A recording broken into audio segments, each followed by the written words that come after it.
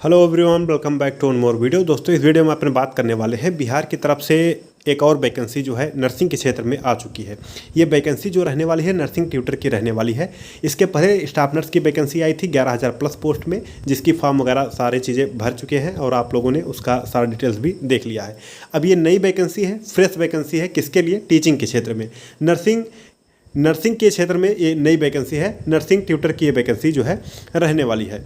अब यहाँ पे देख सकते हैं कि हम ऑफिशियल वेबसाइट पे आ चुके हैं। अब यहाँ से मैं डाउनलोड करूँगा इनका फुल पीडीएफ। उसके बाद से क्या कुछ इसको लेकर क्राइटेरिया इन्होंने निर्धारित किया है, जैसे कि फॉर्म भरने का शुल्क क्या रहने वाला है, कौन कौन फॉर्म को भर पाएगा, क्वालिफिकेशन क्या रखा है इन्होंने, उसके बाद से पोस्ट क्या दे रखी है, कब से कब तक भरे जाएंगे, ये सारा डिटेल्स मैं अपने इसी वीडियो में जो है डील करने वाला हूं। तो बिना किसी देर के ये वीडियो को शुरू कर लेते हैं। चैनल पे हमारे पहली बार आए हैं, चैनल को सब्सक्राइब करके बेल आइकन को जरूर प्रेस कर लें, क्योंकि आपको पता है कि नर्सिंग फील्ड से जहाँ कहीं से भी वैकेंसी आती है उसका अपडेट हमारे चैनल पर सीधे तौर पर आपको देखने को मिल जाता है। तो आप चैनल को जब सब्सक्राइब किया रहेंगे तो फ्री में आपको जो भी नई वैकेंसियाँ आएंगी, जो भी नई वैकेंसीज रहेंगी, उसका अपडेट आपके मोबाइल पे सीधे पहुंच जाएगा और बड़े आसानी से आप जान पाएंगे कि कौन कौन सी वैकेंसी नर्सिंग के फील्ड में चल रहा है। तो चैनल को सब्सक्राइब और बेल आइकन को ऑल वाले ऑप्शन पे प्रेस कर लें। आइए इसको पीडीएफ को डाउनलोड करके उसके बाद सारा चीज़ शुरू करते हैं। अब यहाँ पे देख पा रहे होंगे कि फॉर्म भरना कब से शुरू हो रहा है। तो 4/7/2025 से लेकर 1/8/2025 तक आपके फॉर्म भरे जाएंगे, यानी कि आज की डेट से ही फॉर्म भरना यहाँ पे शुरू हो चुका है। पोस्ट का नाम है नर्सिंग ट्यूटर की ये पोस्ट है। लेवल 8 की आपकी यहाँ पे सैलरी मिलने वाली है। अब बात आ जाती है क्वालिफिकेशन क्या रहने वाला है। तो क्वालिफिकेशन की यदि हम बात करते हैं तो मान्यता प्राप्त संस्थान से भारतीय उपचार्य परिषद यानी इंडियन नर्सिंग काउंसिल नई दिल्ली द्वारा समय समय पर अवधारित अवधि की MSc nursing, BSc nursing, basic post BSc nursing अथवा diploma in nursing education and administration DNEA course में उत्तीर्ण के साथ 2 वर्ष का व्यावसायिक कार्यानुभव तथा तत्संबंधित प्रमाण पत्र होना आवश्यक है। यहाँ पे देख सकते हैं कि BSc nursing, post BSc nursing और साथ साथ में डीएनईए और एमएससी नर्सिंग वाले इस फॉर्म को भर सकते हैं। 2 साल का इन्होंने एक्सपीरियंस मांग रखा है, लेकिन इसको लेकर थोड़ा सस्पेंस है कि किसके लिए आखिर में एक्सपीरियंस की ज़रूरत है। क्या ये सभी के लिए है या फिर किसी पर्टिकुलर एक पोस्ट के लिए यहाँ पे एक्सपीरियंस की ज़रूरत पड़ेगी। तो इसको मैं फिर से क्लेरिफाई करूँगा और उसके बाद से इसके हम पोर्टल पे जाएंगे, थोड़ा क्लेरिफाई करेंगे कि किसके लिए एक्चुअल में ये एक्सपीरियंस मांग रहा है। क्या तीनों के लिए मांग रहा है या फिर सिर्फ और सिर्फ किसी एक पर्टिकुलर पोस्ट के लिए। तो उसका जो अपडेट रहेगा मैं चैनल पे भी बता दूंगा। और बाकी इंस्टाग्राम से आपने हमारे इंस्टाग्राम अकाउंट से जुड़ा ही है, तो आपको क्या है कि मैं स्टोरी के माध्यम से भी बता दूंगा, ठीक है। तो इंस्टाग्राम से नहीं जुड़े हैं तो जुड़ जाइए, लिंक डिस्क्रिप्शन और कमेंट सेक्शन में मैंने दे रखा है। इसको मैं क्लेरिफाई करके एज सुन एज पॉसिबल मैं आपको जरूर बताऊंगा कि एक्चुअल में एक्सपीरियंस किसके साथ इन्होंने मांग रखी है। अभी इसको लेकर थोड़ा सस्पेंस है, मैं पोर्टल एक बार चेक करूँगा, उसके बाद से मैं आपको क्लियर करके बताऊँगा।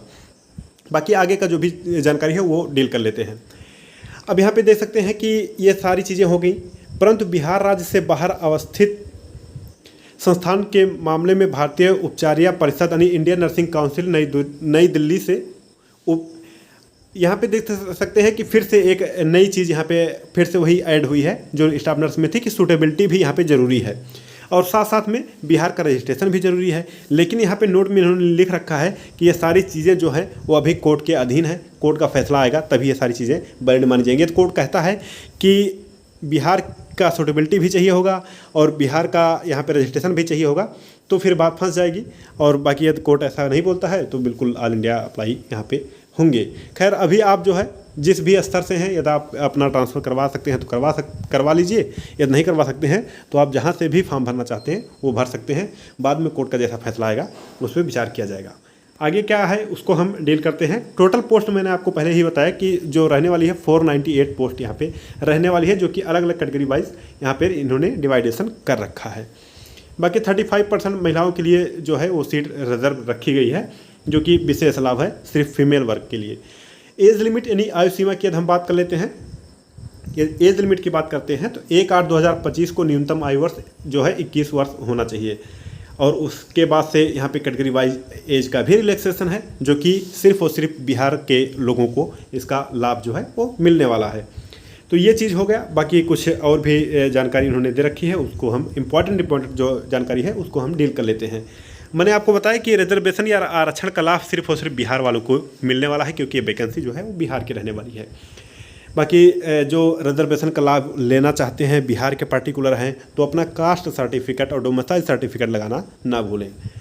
बाकी आरक्षित कोटा जो है SC ST EBC BC EWS WBC के लिए यहाँ पे रिजर्व हैं। और आगे जो दे रखा है उन्होंने उसको हम डील कर लेते हैं, जो कि इम्पॉर्टेंट है। इम्पॉर्टेंट ये रहने वाला है कि उम्मीदवार को क्या क्या फीस पेमेंट करने होंगे। सामान्य वर्ग, पिछड़ा वर्ग, अत्यंत पिछड़ा वर्ग, आर्थिक रूप से कमज़ोर वर्ग के लिए यहाँ पे 600 रुपये फीस यहाँ पे इन्होंने रखे हैं, यानी 600 रुपये आपको पे करना होगा।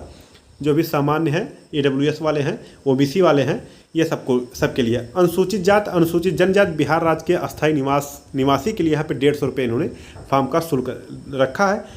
आरक्षित अनारक्षित वर्ग के महिला उम्मीदवार बिहार राज्य के जो निवासी हैं उनके लिए भी 150 रुपये इन्होंने रख रखा है। और साथ में बिहार राज्य के बाहर के उम्मीदवार, चाहे वो किसी भी वर्ग के महिला या पुरुष हों, उनके लिए 600 रुपये है। यानी कि जितने भी कैंडिडेट हैं बिहार के बाहर के हैं जो फॉर्म को अप्लाई करना चाहते हैं, तो उनको चाहे महिला हो चाहे पुरुष हो, तो उनको 600 रुपये यहाँ पे करने होंगे। इसका फीस जो है इन्होंने बता रखा है। तो ये कुछ इस तरह से डिवाइडेशन था सारी चीज़ों का, जिसको मैंने बताया। अब बात आ जाती है कि यहाँ पे कैसे क्या प्रोसेस रहने वाला है। तो 25 नंबर का जो आपके रहेंगे, यदि आप वहाँ पे संविदा पे काम कर रहे हैं तो आपको 25 नंबर की छूट मिलेगी। और कितने साल के लिए 5 अंक अधिकतम, यानी कि 5 साल तक आप काम कर चुके हैं तो आपको 25 नंबर मिलेगा। बाकी 1 साल काम किए हैं तो आपको 5 नंबर दिया जाएगा। तो 25 नंबर आपके मान लीजिए एक्सपीरियंस से आ जाते हैं। और उसके बाद से 75 अंक का जो है वो CBT मोड आपके जो है एग्ज़ाम कंडक्ट करवा जाएंगे 75 नंबर के, तो उसके आधार पे आपको नंबर दिया जाएगा। तो टोटल 75 नंबर की CBT होंगे। 25 नंबर जो है आपके पास अनुभव है तो आपको मिलेगा, यदि आपके पास कोई अनुभव नहीं है तो आपका पूरा खेल जो है वो 75 नंबर पर रहने वाला है। टोटल यदि देखा जाए तो 100 अंक यहाँ पर हो जाते हैं एक्सपीरियंस को लेकर। यदि एक्सपीरियंस नहीं है तो 75 नंबर के ही होंगे। बाकी यहाँ पे देख सकते हैं सारी चीज़ें दे रखी हैं। CBT मोड आपके जो है एग्ज़ाम करवाए जाएंगे। और एग्ज़ाम जो है स्टाफ नर्स का और नर्सिंग ट्यूटर का, ये सब का स्टाफ जो भी पोस्टें इन्होंने दे रखी हैं, इसका जो कह सकते हैं कि एग्ज़ाम है वो एज सून होने वाला है। बहुत जल्द ही इसके एग्ज़ाम भी कंडक्ट करवाए जाएंगे। तो यहाँ पे देख सकते हैं अंग्रेजी व हिंदी दोनों भाषाओं में यहाँ पे आपके क्वेश्चन पूछे जाएंगे। और BSc नर्सिंग का जो पाठ्यक्रम है उसी के लेवल पे, BSc नर्सिंग के लेवल पे यहाँ पे आपके क्वेश्चन जो है पूछे जाने हैं, इस रहने वाले हैं इस पेपर में। और परीक्षा में गलत उत्तर के लिए नकारात्मक अंक या नेगेटिव मार्किंग लागू किया जाएगा। प्रत्येक सही उत्तर के लिए 1 अंक दिया जाएगा और गलत उत्तर के लिए 0.25 नेगेटिव मार्किंग यहाँ रहेगी, जैसे कि यहाँ पे दे सकते हैं। और नॉर्मलाइजेशन प्रोसेस भी यहाँ पे फॉलो किया जाएगा। मिनिमम क्वालिफिकेशन मार्क जो इन्होंने दे रखे हैं उसका भी यहाँ पे इन्होंने जिक्र कर रखा है। खैर ये सब बाद की बातें हैं। अभी जो इम्पोर्टेंट है उसको हम धीरे धीरे करके एक एक करके डील कर लेते हैं। बाकी आपके पास प्रोफार्मा जो है वो एक इम्पॉर्टेंट चीज़ बचता है, जो प्रोफार्मा जो है उन्होंने दे रखा है प्रोफार्मा। तो इसी के प्रोफार्मा के बाद के हिसाब से आपके जो है वो एक्सपीरियंस सर्टिफिकेट बनने हैं। यहाँ पे देख सकते हैं संविदा वालों के लिए ये है। बाकी अदर स्टेट वाले जो है वो अपना जैसा कि जानते हैं कि अनरिजर्व कैटेगरी में वो बिलोंग करेंगे। तो इस तरह से कुछ इसकी पोस्टें रही हैं नर्सिंग ट्यूटर की। बाकी जो भी कुछ इसमें बच रखा है या जो कुछ भी सस्पेंस हो, कुछ भी डाउट हो, इंस्टाग्राम पे लिख भेजिए, वहाँ पे मैं आपको रिप्लाई कर दूंगा। बाकी एक्सपीरियंस किसके लिए है किसके लिए नहीं है उसको भी एक बार मैं रीचेक करके फिर आपको मैं सूचित करूँगा। बाकी इस वीडियो में इतना ही। उम्मीद है कि सारी जानकारी आपको समझ में आई होगी।